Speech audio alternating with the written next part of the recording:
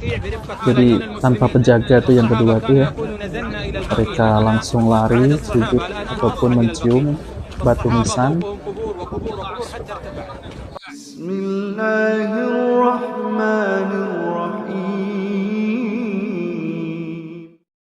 Assalamualaikum warahmatullahi wabarakatuh. Alhamdulillah wassalatu wassalamu ala Rasulillah. Allahumma sholli ala Muhammad wa ala ali Muhammad. Alhamdulillah kita bertemu kembali di channel Cahaya Hidayah. Nah, teman-teman semuanya, jadi di kali ini saya akan membahas tentang perbedaan ketika kuburan baki itu ada askarnya, yaitu dijaga oleh askar. Dan perbedaan kedua itu ketika kuburan baki tidak dijaga oleh askar. Nah, teman-teman semuanya, jadi ketika kuburan baki dijaga oleh askar, maka para peziarah itu mentaati peraturan yang ada di tempat tersebut, yaitu tentang adab-adab berziarah. Akan tetapi ya, ketika askar itu sedang istirahat ya, mereka peziarah kubur langsung mencium batu nisan, bahkan ada yang sujud di atas batu, yaitu di atas kuburan.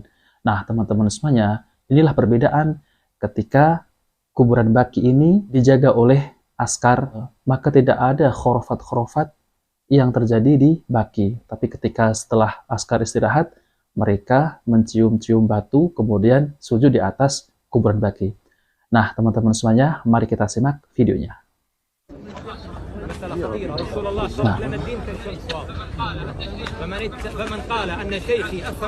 mereka mencium kuburannya.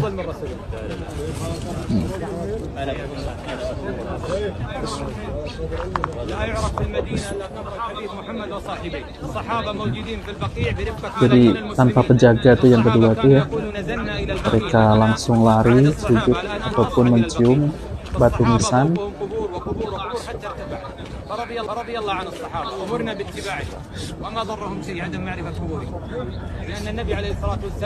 Dan ketika ada penjaga ya, tidak ada satupun yang berani.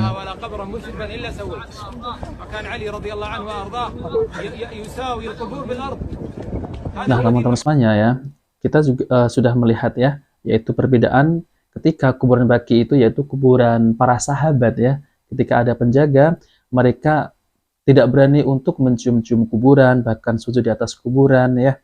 Dan perbedaan yang kedua, tidak ada penjaganya, mereka langsung lari dan mencium kuburan.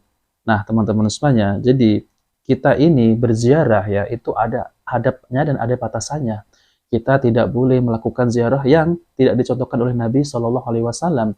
Adapun kita itu mencontohkan Nabi Shallallahu Alaihi Wasallam ketika berziarah seperti kita ucap salam ya kepada penghuni kubur, kemudian kita mendoakan kepada penghuni kubur, bukan seperti yang ada dalam video itu yang tanpa penjaga ya, dia langsung mencium kuburan para sahabat ya.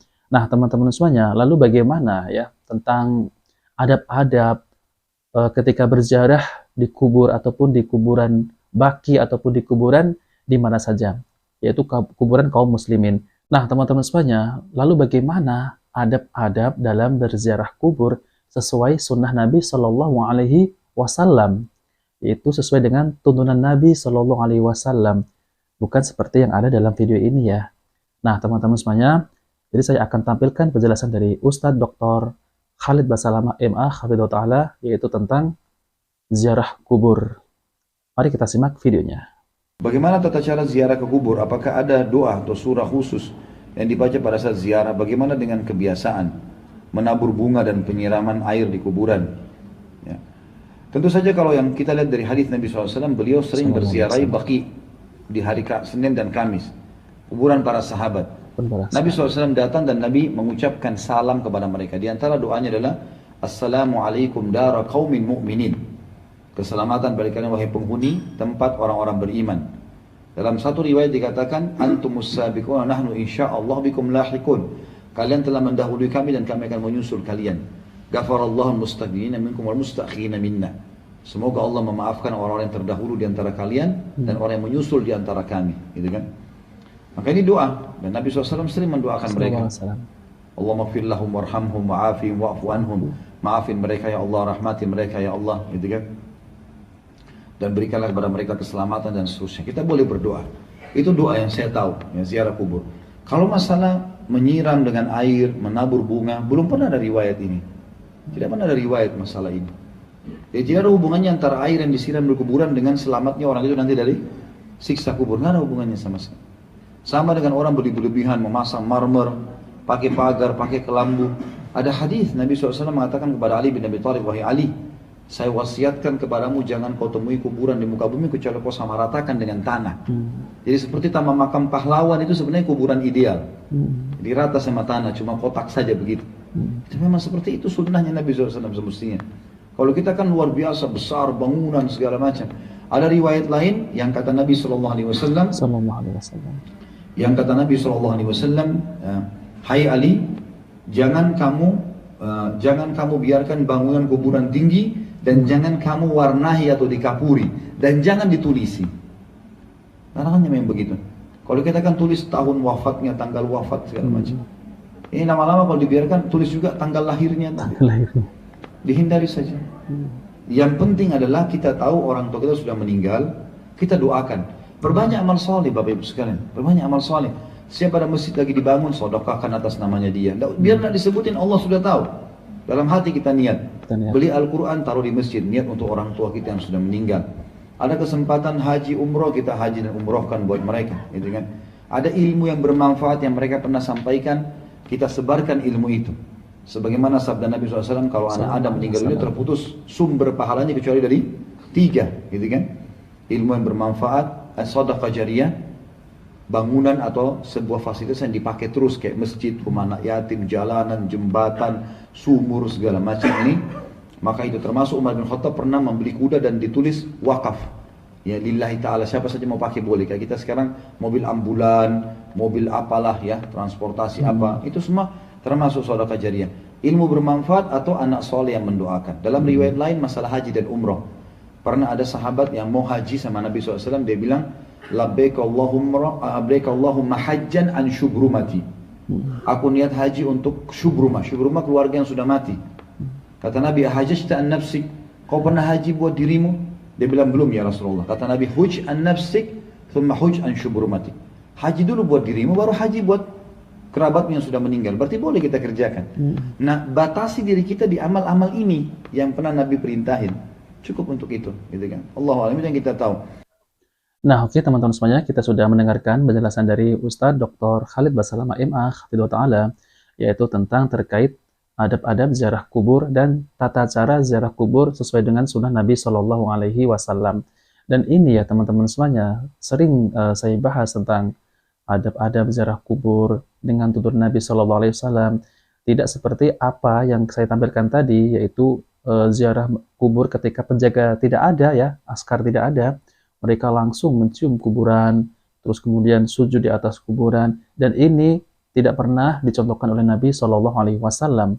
Nah, teman-teman semuanya, maka dari itu kita harus mengikuti i'tiba, yaitu mengikuti Nabi Shallallahu Alaihi Wasallam sunnah-sunnahnya. Nah, teman-teman semuanya, mari saya akan bacakan hadis tentang ziarah kubur. Ziarah kubur adalah sebuah amalan yang disyaratkan dari Buraidah ibnu Husayb radhiyallahu anhu. Rasulullah Shallallahu Alaihi Wasallam bersabda, yang artinya, dahulu aku melarang kalian berziarah kubur, maka sekarang berziarahlah. Hadis riwayat Muslim nomor 977. Kemudian, teman-teman semuanya, hikmah ziarah kubur. Ziarah kubur adalah amalan yang sangat bermanfaat, baik bagi yang berziarah maupun yang diziarahi. Bagi orang yang berziarah, maka ziarah kubur dapat mengingatkan kepada kematian, melembutkan hati, membuat air mata menetes, mengambil pelajaran, dan membuat zuhud terhadap dunia. Kemudian Nabi Shallallahu Alaihi Wasallam bersabda, yang artinya, dahulu aku melarang kalian untuk berziarah kubur. Sekarang berziarahlah karena ziarah dapat melembutkan hati, membuat air mata menetes, dan mengingatkan akhirat. Dan janganlah kalian mengucapkan al-hurj. Al-hurj adalah ucapan yang batil. Lihat Majmu' halaman 3 nomor 310 Maktabah Syamilah. Hadis riwayat Al-Hakim dan disahihkan oleh Syekh Albani dalam Ahkamu Janais halaman 229. Dalam hadis tersebut Rasulullah Shallallahu Alaihi Wasallam menjelaskan hikmah di balik ziarah kubur. Ketika seorang melihat kubur tepat di depan matanya di tengah suasana yang sepi, ia akan merenung dan menyadari bahwa suatu saat ia akan bernasib sama dengan penghuni kubur yang ada di hadapannya. Terbujur kaku, tak berdaya, ia menyadari bahwa ia tidaklah hidup selamanya. Ia menyadari batas waktu untuk mempersiapkan bekal menuju perjalanan yang sangat panjang, yang tiada akhirnya adalah hanya sampai ajalnya tiba saja. Maka ia akan mengetahui hakikat kehidupan di dunia ini dengan sesungguhnya, dan ia akan ingat akhirat. Bagaimana nasibnya nanti di sana, apakah surga atau malah neraka. Nah, teman-teman semuanya, selain itu, ziarah kubur juga bermanfaat bagi mayit yang diziarahi karena orang yang berziarah diperintahkan untuk mengucapkan salam kepada penghuni kubur, yaitu mengucapkan salam kepada mayit, mendoakannya, dan memohonkan ampunnya untuknya. Tetapi ini khusus untuk orang yang meninggal di atas Islam. Jadi kalau orang itu orang non-muslim ataupun orang kafir, ya, maka itu kita tidak bisa meminta ampun kepada Allah sementara untuk orang kafir tersebut yang telah meninggal. Kemudian hadis ini ya dari Aisyah radhiyallahu anha, Nabi pernah keluar ke Baqi, lalu beliau mendoakan mereka. Maka Aisyah menanyakan hal tersebut kepada beliau. Lalu beliau menjawab, sesungguhnya aku diperintahkan untuk mendoakan mereka. Adapun jika mayit adalah musyrik atau kafir, maka tidak boleh mendoakan dan memintakan ampunan untuknya. Berdasarkan sabda Nabi Shallallahu Alaihi Wasallam bersabda, Nabi pernah menziarahi makam ibu beliau, lalu beliau menangis. Tangisan beliau tersebut membuat menangis orang-orang di sekitarnya. Lalu beliau bersabda, aku meminta izin kepada Rabbku untuk meminta ampunan untuk ibuku. Tapi dia tidak mengizinkannya. Dan aku meminta izin untuk menziarahi makam ibuku, maka dia mengizinkannya. Maka berziarahlah kalian karena ziarah tersebut dapat mengingatkan kalian kepada kematian. Hadis ini diriwayatkan oleh riwayat Muslim. Dalam hadis ini juga terdapat dalil bolehnya menziarahi makam orang kafir dengan tujuan hanya untuk mengambil pelajaran saja, bukan untuk mendoakannya. Nah, teman-teman semuanya, kemudian kita diperingatkan yaitu rambu-rambu untuk berziarah ke kuburan, ya. Ada beberapa hal yang harus diperhatikan berkaitan dengan ziarah kubur ini agar ziarah kubur yang dilakukan menjadi amalan soleh, bukan menyebabkan murka Allah Subhanahu wa taala. Hikmah disyaratkan ziarah kubur adalah untuk mengambil pelajaran dan mengingat akhirat, bukan untuk tabaruk kepada mayit meskipun dia dahulu orang soleh. Syekh Shalih Al-Fauzan hafizahullah mengatakan, hendaknya tujuan ziarah kubur adalah untuk mengambil pelajaran, nasihat, dan mendoakan mayit. Jika tujuannya adalah untuk tabaruk dengan kubur atau melakukan ritual penyembelihan di sana dan meminta mayit untuk memenuhi kebutuhannya dan mengeluarkannya dari kesulitan, maka ini ziarah yang bid'ah lagi menuju kepada kesyirikan. Kemudian tidak boleh mengkhususkan waktu-waktu tertentu untuk berziarah karena hal itu tidak ada dalilnya. Kapan saja ziarah itu dibutuhkan, maka berziarahlah. Ingatlah sebaik-baik petunjuk adalah petunjuk Nabi Shallallahu Alaihi Wasallam. Di antara hal yang tidak ada tuntunannya juga adalah kebiasaan menabur bunga di atas kuburan, ya. Tentang Matan Abi Syuja, kitab fikih mazhab Syafi'i berkata, di antara bid'ah yang diharamkan adalah menaburkan atau meletakkan bunga-bunga di atas jenazah atau kubur karena hanya buang-buang harta. Nah, teman-teman semuanya, semoga penjelasan ini bisa dipahami. Jika video ini bermanfaat, jangan lupa like dan subscribe di channel Cahaya Hidayah. Wabillahi taufiq wal hidayah. Wassalamualaikum warahmatullahi wabarakatuh.